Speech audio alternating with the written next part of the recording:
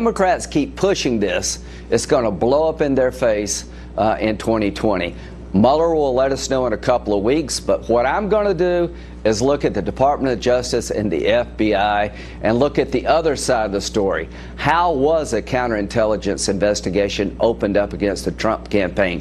How did they get a warrant against an American citizen on 4 separate occasions based on a document paid for by the Democratic Party that was a bunch of garbage? We're going to find out about that, too. Well, that's exactly right. And we're going to talk with Trey Gowdy coming up. And one thing that he made a point of telling me going into this interview was that there were actually 3 investigations happening, which is what we heard from Andrew McCabe, who's on this book tour, even though he has been criminally referred for criminal charges there. What are you expecting from Bill Barr? He's on the job now 2 weeks. No doubt he's probably already sat with Robert Mueller, right? Right. Well, I expect him to clean up the place. Number one, going forward, what are the rules to open up a counterintelligence investigation on a presidential campaign? I believe foreign governments were trying to get inside the Clinton campaign. They're going to be doing this in the future. They're always going to be coming after us. Remember when Dianne Feinstein had a staff member that was working for the Chinese intelligence community? The FBI went to her, told her about it, and she fired them. Why did they not do the same for Trump?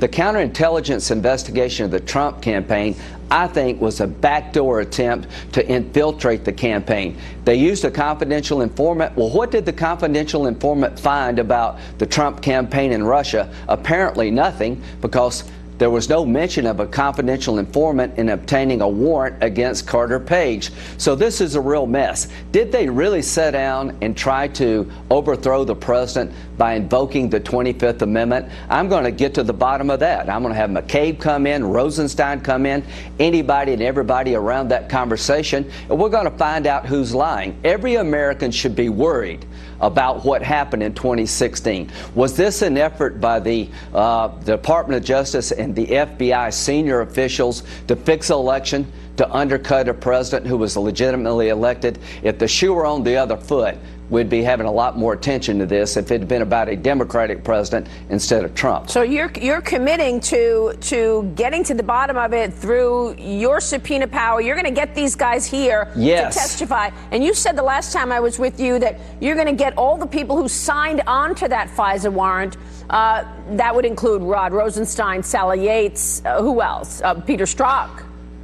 Comey. How could the Department of Justice tell the FISA court that the dossier prepared by Christopher Steele was reliable when they told the president after he got elected, here's the dossier, we can't prove any of it, we just want you to know about it? How could they certify that same document was reliable enough to get a warrant? To this day, it's not verified. It was a product produced by a foreign agent, paid for by the Democratic Party. Can you imagine if the Republicans had hired somebody to go to Russia to spy on Clinton, and they produced a document that was a bunch of garbage? They'd be destroying us as a party. So yeah, I'm going to get to the bottom of this. Did they try to invoke the 25th Amendment? Did they lie to the FISA court? Did they open up a counterintelligence investigation against Trump in a sham way?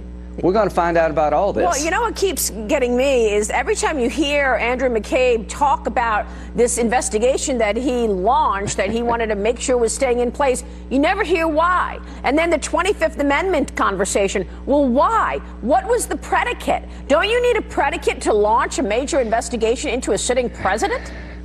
A criminal investigation requires probable cause of a crime. A counterintelligence investigation is designed to protect American interests against foreign influence. They told Dianne Feinstein, oh, by the way, there may be a Chinese spy on your staff.